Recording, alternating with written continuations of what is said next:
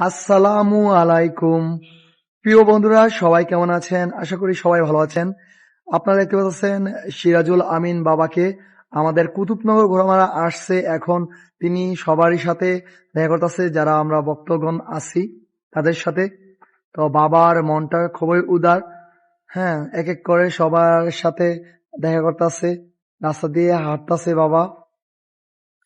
পরিশেষে আমি একটা কথাই বলতে চাই, রেজভী বাবার পাক জবানের বাণী, কুতুবনগর আর কত দূর, আমি যদি রেজভী যাই চলিয়া, আমারে পাইবা এই কুতুবনগরে।